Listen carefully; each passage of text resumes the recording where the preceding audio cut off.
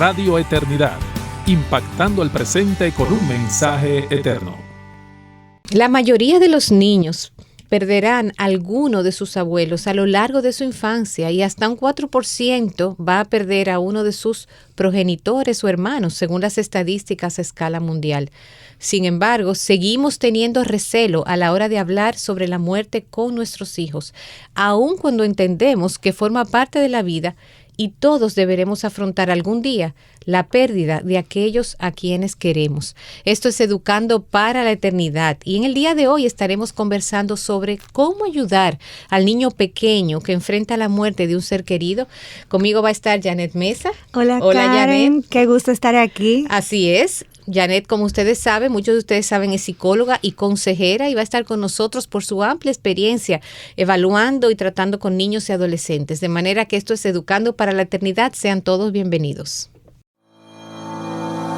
Te motivamos a apoyar la obra que Dios está haciendo por medio de Radio Eternidad.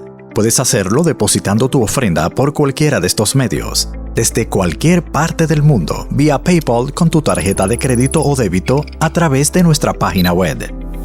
Y si vives en República Dominicana, puedes hacer tu depósito a nuestra cuenta corriente del Banco Popular, 8226-66061. Que Dios te bendiga.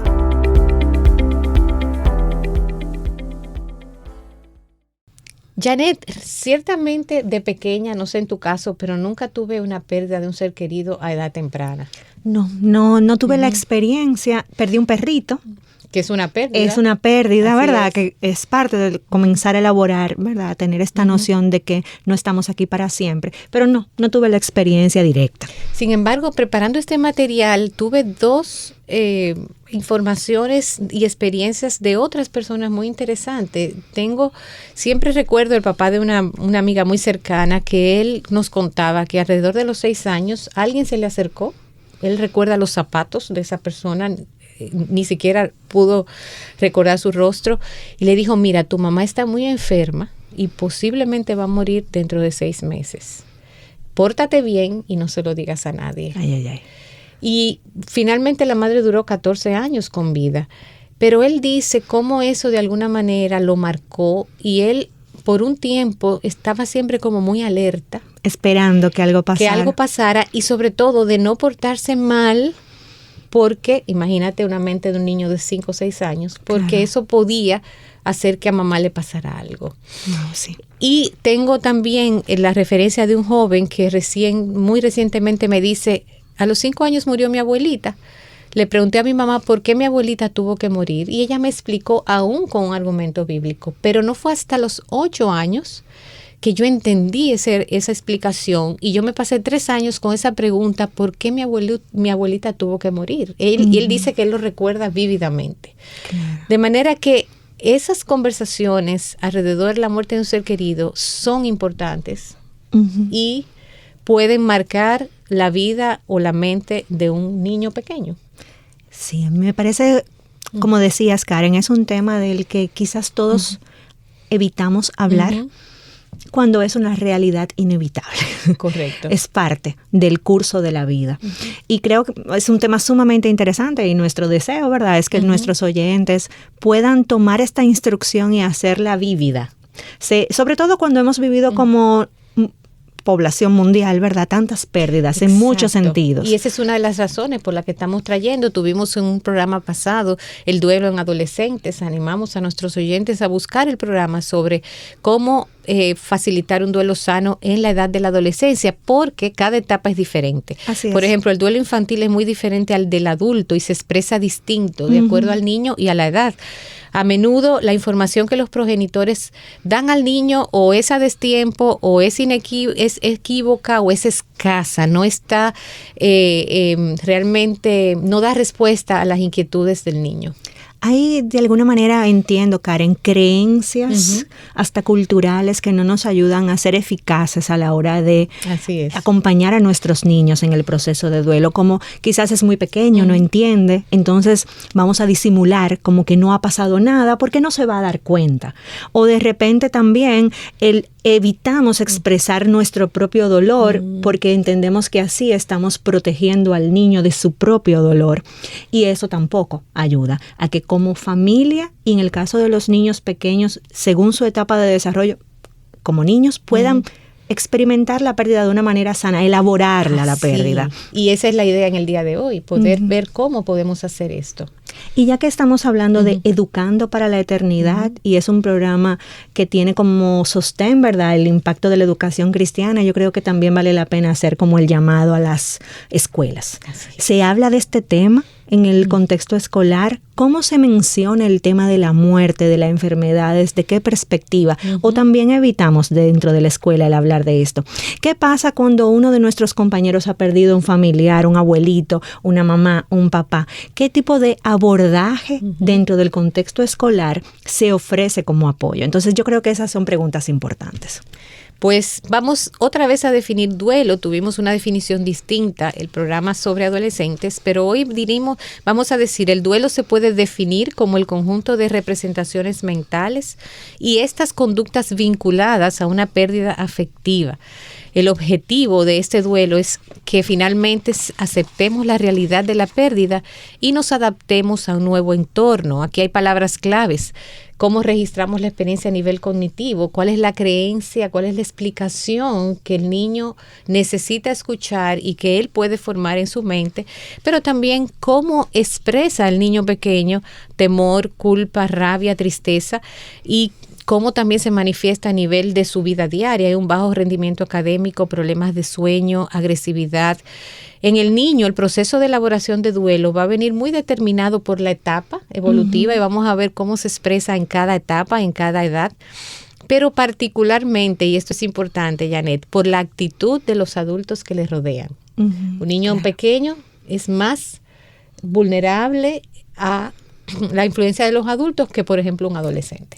Hay factores, Karen, que entiendo debemos tomar en cuenta. Lo primero es que cuando estamos hablando de duelo en la niñez, este no es un duelo que se vive una sola vez.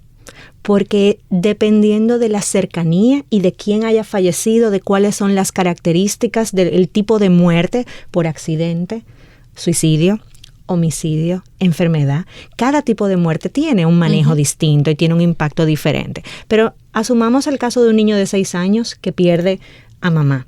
Por ejemplo. Es un duelo que va a tener que reconstruir y reelaborar cada vez que debe vivir la pérdida en la medida en la que va avanzando en su proceso de desarrollo. Porque luego tiene probablemente que elaborar cómo ser un adolescente que no tiene mamá. O como cuando llega el momento de casarme, mamá no va a estar presente. O sea, no es un duelo que se elabora una vez en la vida y listo, sino que probablemente vaya en función del paso del tiempo necesitando ciertos apoyos y cierta reconstrucción.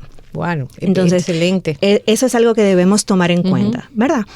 Entonces, lo siguiente, y recuerdo un poquito los ejemplos que ponías, tiene mucho que ver con el nivel madurativo del niño. ¿Qué puede entender el niño sobre la muerte? Y ahí tenemos que dividirlo, ¿verdad? Como por etapas. Nosotros tenemos el niño pequeñito antes de los 3 años.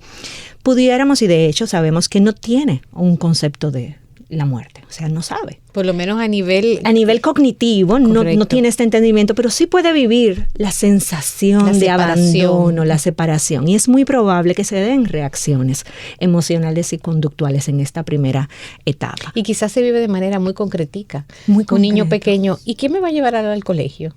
¿Y quién me va a dar de comer? Y entonces, ¿quién me va a vestir? Durante toda la etapa preescolar, ahí viene este pensamiento práctico y de hecho es una de las pautas. Debemos orquestar como familia quién va a atender las necesidades prácticas de este niño, porque de hecho es una pregunta que podemos esperar. Y ahora, ¿quién me va a ayudar a hacer la tarea? Por ejemplo. Entonces, hay otro aspecto importante. Un niño pequeñito estamos hablando de los chiquiticos, ¿verdad? Etapa preescolar. Así es. Aquí entra este pensamiento práctico y estas preguntas prácticas, pero también entra esta parte del pensamiento mágico, donde un niño de 3 a 7 años puede tener una idea de lo que la muerte significa, pero no lo percibe como la ida sin regreso. Es como la persona que falleció existe, pero pudiera existir en otro lugar. Entonces se queda como esta expectativa de que incluso fantasía. Pudiera hasta regresar. Así es. Entonces ahí es importante que seamos como muy claros en la manera de comunicar la noticia de la pérdida. Un niño entre 2 y 3 años, por ejemplo, pudiéramos a veces, y lo he escuchado, que los adultos le dicen, no, está dormido.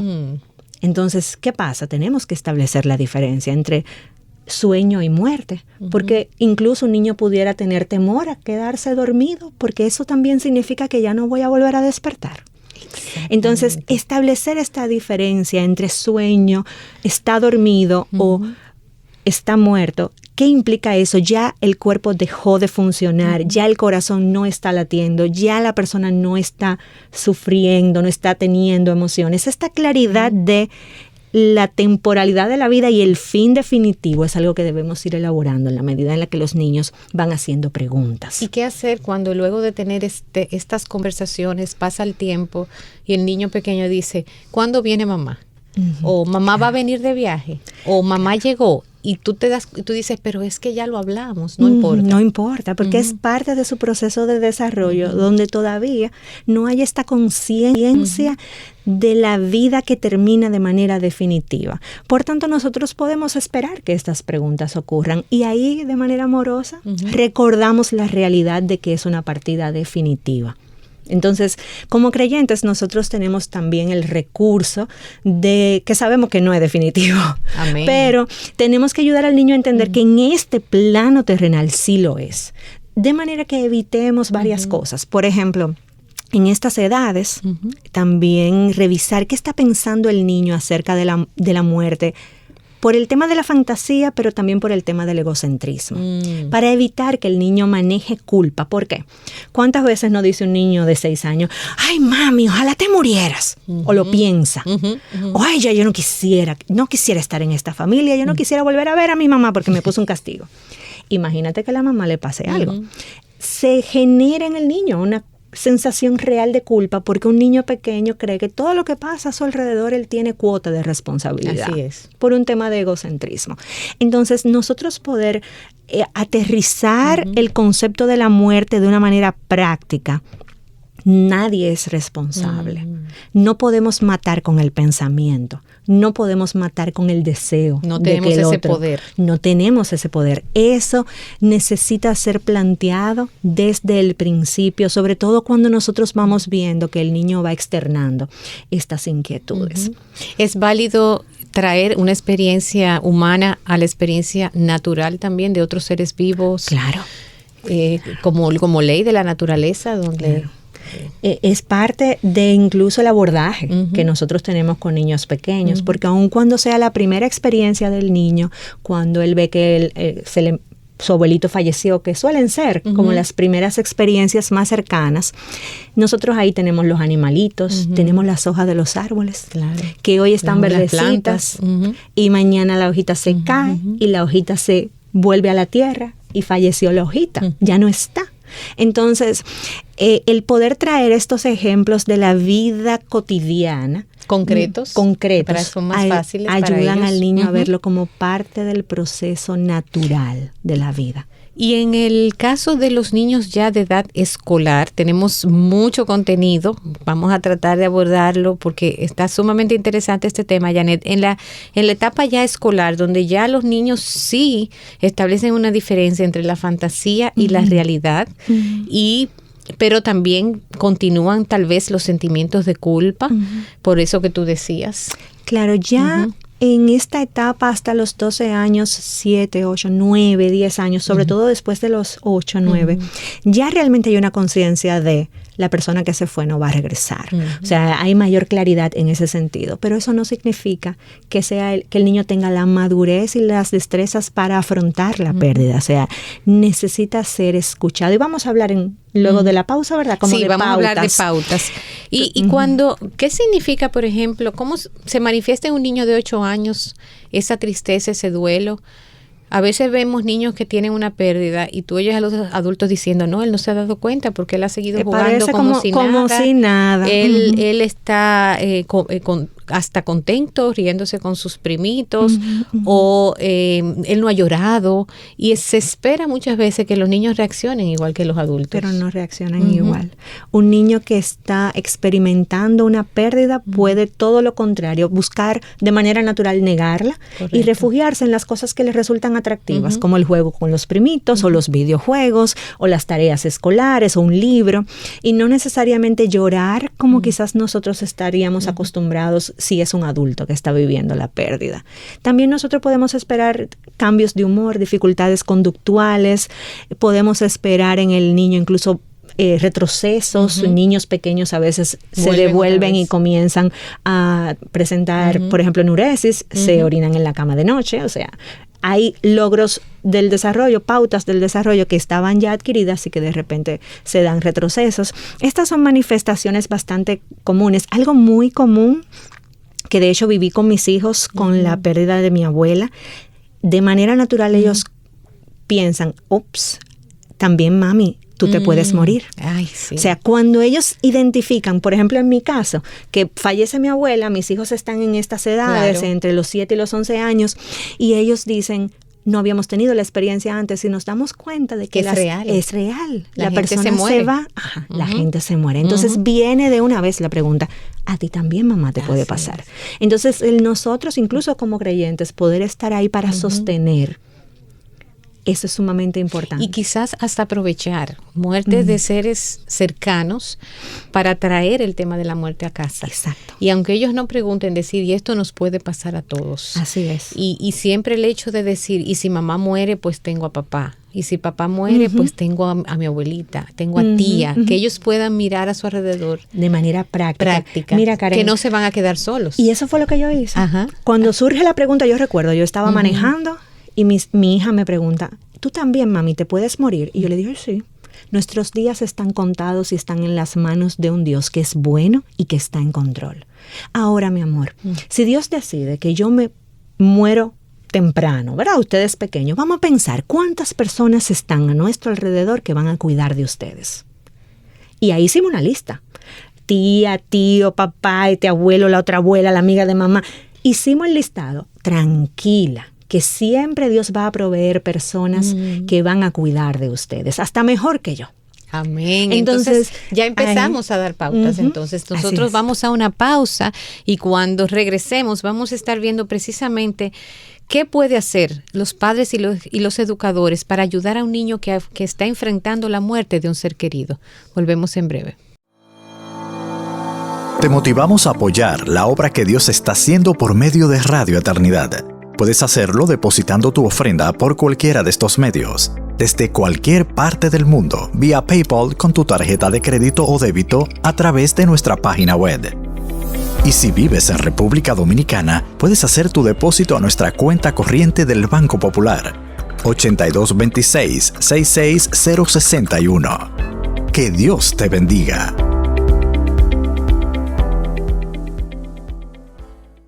Mi carne y mi corazón pueden desfallecer, pero Dios es la fortaleza de mi corazón y mi porción para siempre.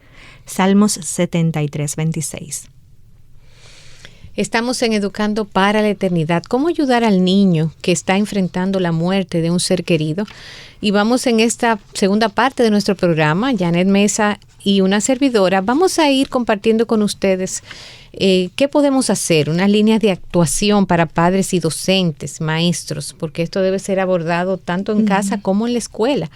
Tenemos, por ejemplo, el tema de retrasar la noticia del fallecimiento. A veces nosotros tendemos a decir no le digamos nada a los niños, vamos a esperar que en algún momento hablamos con ellos, o cuando hay ya un riesgo de fallecimiento inminente, a veces estamos tan preocupados por la persona que está enferma o por los familiares más cercanos que no estamos atentos. Sin embargo, siempre es preferible, primero, no retrasar cuando alguien muere, y segundo, ir preparando con antelación. Cuando es algo que podemos predecir. Correcto. Claro. Y contrario a la anécdota que hicimos al inicio del programa, le podemos decir, esto puede pasar, pero tú sí puedes hablar de esto. Uh-huh. Todas las preguntas que tú tengas, tú puedes hablarle a tu ser querido, tú puedes despedirte de él, hay que incorporar a los niños en el proceso de duelo lo antes posible, en vez de posponer, mientras antes mejor. Algo que llamaba mi atención, uh-huh, Karen, de una de las anécdotas que hacías, es como en una de ellas la persona solo recuerda los zapatos, no sabe quién le dijo la noticia, y eso surgía en mí la hipótesis de que quizás no era una persona con un vínculo afectivo. Quizás fue un médico, quizás fue un amigo de la familia, quizás fue un tío no tan cercano. Exacto. Realmente la persona que da la noticia debe ser alguien que tenga un vínculo afectivo y de seguridad con el niño o con los niños, porque es un momento donde se deben dar pautas claras, pero donde el niño debe sentirse sostenido. Entonces es bueno que sea alguien en quien el niño pueda confiar, un hombro donde el niño se pueda recostar. Y siempre contacto visual, ponerse a nivel del niño pequeño. Visitar al enfermo en el hospital, en la clínica, puede ayudar a que el niño esté en contacto con la realidad y asimilar mejor el concepto de cuando una enfermedad es grave. Claro. Y sobre todo, por qué papá o mamá no está en casa o no les está dedicando el tiempo que dedicaba antes. Eso es sumamente importante para la elaboración del duelo. Y además, nosotros, supongamos que es un abuelito o una abuelita, estamos siendo modelo para nuestros hijos acerca de cómo acompañar a alguien que ha entregado tanto en sus últimos días. ¿Cómo vivimos nosotros como adultos el proceso de despedida?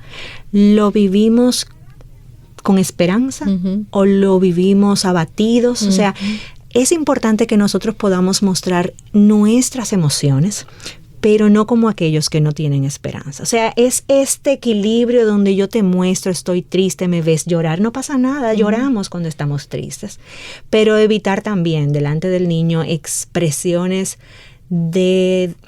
desgarradoras. Desesperadas.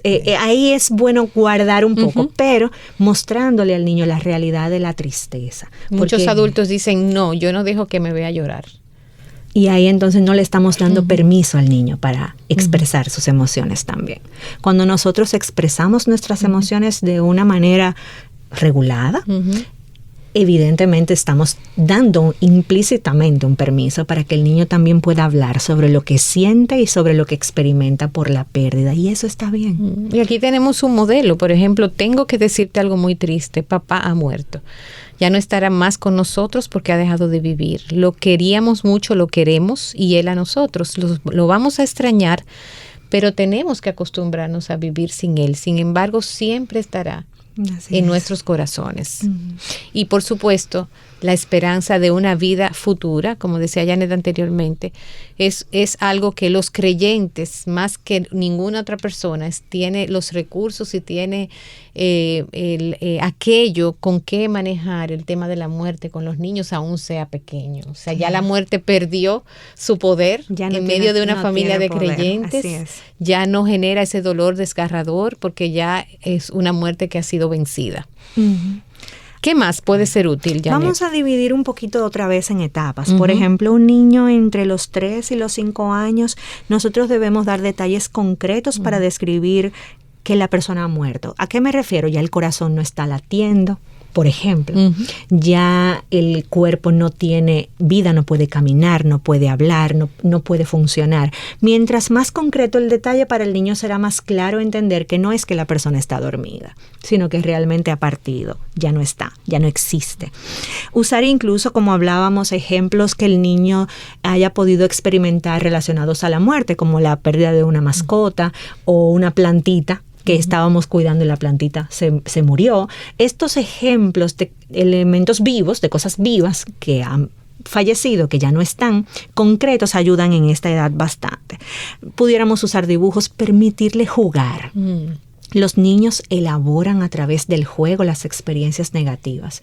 Entonces nosotros podemos esperar también que un niño en esta franja de edad juegue al entierro, juegue a la enfermedad, juegue al hospital, y no nos vamos a alarmar por eso. Al contrario, es parte de la elaboración que el niño hace de la pérdida. Nosotros debemos avisarle lo que va a pasar. Hay un libro que se llama así mismo, un libro viejito, pero podemos encontrar hasta en internet un videíto, podemos encontrar recursos. El libro se llama Cuando los abuelos se van y hace una explicación sumamente concreta, es para preescolares.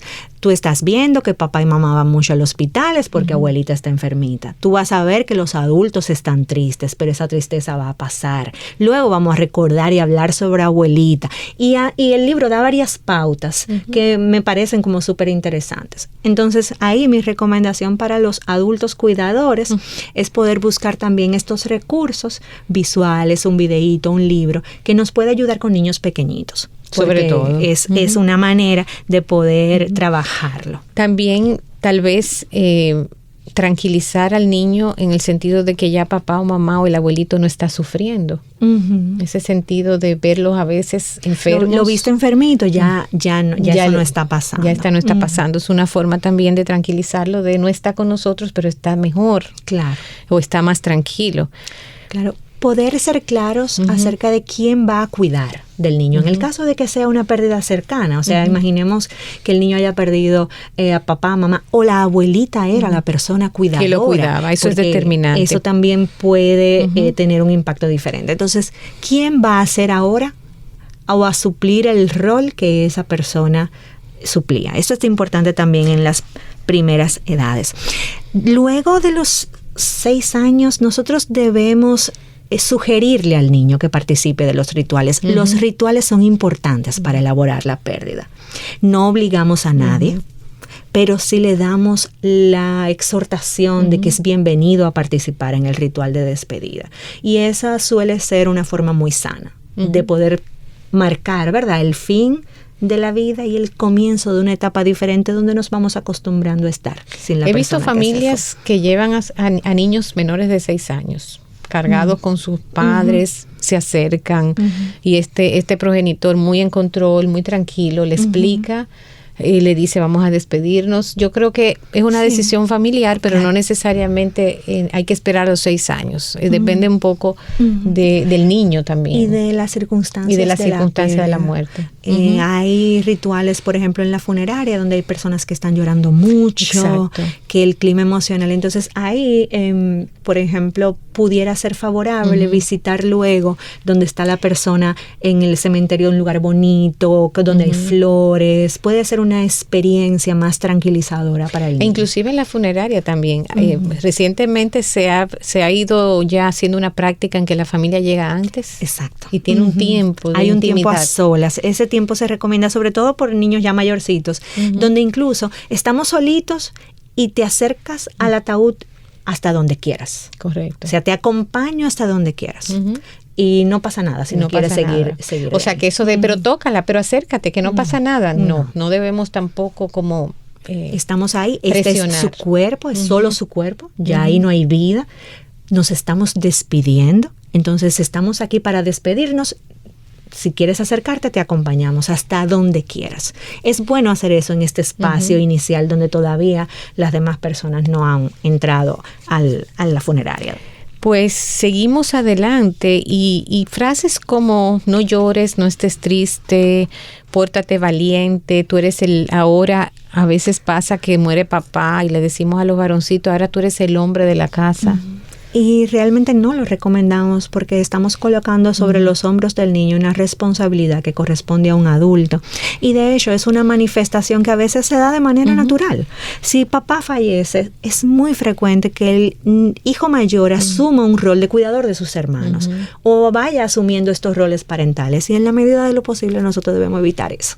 Correcto. Es parte de lo que recomendamos.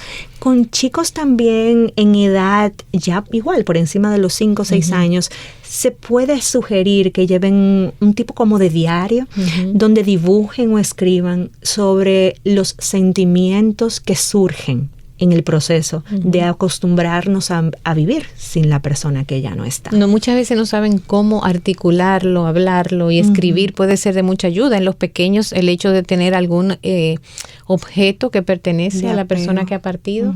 También tener ahí una foto, un peluche que mi abuela me había regalado, conservarlo, una mantica que era de mi abuela, ahora es mía. Es parte de poder aprender como esta fase donde al principio estamos tan tristes, ¿verdad? Y a veces lo negamos. Luego vamos aprendiendo a vivir sin la persona, pero luego tenemos que garantizar la memoria. Así es. ¿Cómo permanece la persona con nosotros? ¿Y qué tan pronto debemos recuperar la cotidianidad, Janet? Cada familia es diferente, pero se sugiere que lo antes posible, realmente. Mientras más rápido el niño retoma la cotidianidad y vuelve a la escuela y vuelve a compartir con sus amigos, le da esta sensación de esto ha cambiado, pero no ha cambiado todo. Claro. Entonces, esta continuidad le ayuda a elaborar la pérdida también. En caso de que el padre o la madre que queda esté por un proceso de duelo donde no ha podido todavía recuperar esa cotidianidad, es favorable que ese papá o esa mamá diga y designe a un familiar que ayude al niño a recuperar ese día a día. Es parte de la red de apoyo. O sea, dependiendo de las circunstancias de la muerte y de la persona que ha fallecido, cada familia deberá hacer ajustes. De hecho, si todo el mundo vive el duelo, no es posible no vivirlo. Así es. Lo que a veces lo vivimos sanamente y a veces vivimos un duelo disfuncional. Este duelo sano se determina precisamente por las circunstancias de la muerte, la personalidad de las personas involucradas, la red de apoyo, cómo los adultos responden a la pérdida. Entonces, es bueno incluso reconocer cuando necesitamos la ayuda de alguien más. Puede ser dentro de la familia o una ayuda de un consejero de la iglesia, de un profesional. Entonces, 2 minutos. 1, la escuela. ¿Cómo se involucra la escuela? Es importante que los maestros participen como figuras que sostienen y que están ahí, porque incluso un niño pequeño puede identificarse con uno de los maestros como alguien que hasta le recuerda a la persona que ya no está. Y de hecho hay materiales. Tú mencionaste cuentos. La escuela tiene una serie de recursos didácticos que muchas veces la familia no está en condiciones de pensar y hacerlo, mientras la escuela sí puede normalizar la experiencia de la muerte. No es lo mismo a nivel de grupo hablar sobre la muerte. El niño que ha experimentado una pérdida se da cuenta de que yo perdí mi papá, pero mi amiguito perdió a su abuelita y mi otra amiguita perdió a su perrito, y todos vamos en algún momento de la vida a vivir la pérdida. Querida por sus alumnos, aún contar una experiencia personal. Y para finalizar, ¿cuándo buscar ayuda? Cuando se prolonga, cuando hay un cambio de conducta significativa, un cambio de humor, una regresión en lo que ya el niño había superado, vuelve otra vez y síntomas de alerta, porque no necesariamente tiene que haber un problema grave para buscar ayuda. A veces la familia no tiene las herramientas y eso es suficiente para poder acercarse a un profesional que le oriente. Los niños en estas edades, entre los 6 y los 11 años, son los niños más vulnerables, porque ya tienen esta conciencia de lo que implica lo definitorio de la muerte, pero todavía no tienen la madurez para poder hacerle frente. Entonces es muy probable que necesiten apoyo. Esto mismo del diario, eso lo puede hacer un profesional. El poder tener espacios para conversar sobre los sentimientos. A veces los niños, por cuidar al adulto, no lo hacen en casa. Así es. Pero en un contexto terapéutico sí, o de consejería en la iglesia sí, lo manejan con mayor apertura. Y hay que hablar sobre el dolor para poderlo superar. Amén. Esto ha sido Educando para la Eternidad. Gracias, Janet. Yo animo a la audiencia que no espere que pase una situación como esta, sino que puedan manejar este tema tomando algunas de estas pautas que hemos compartido, y aún educadores que nos escuchan, poder tener estos espacios donde poder normalizar la muerte, poder darle un sentido trascendental, un sentido bíblico. Dios, como tú decías muy hermosamente, Dios está en control, nuestros días están contados, están en manos de un Dios bueno y soberano. Así es. Así que muchísimas gracias. Nosotros, si el Señor lo permite, estaremos con ustedes los miércoles a las 11 de la mañana y los sábados a las 10 de la mañana. Esto ha sido Educando para la Eternidad. Hasta la próxima. Radio Eternidad, impactando el presente con un mensaje eterno.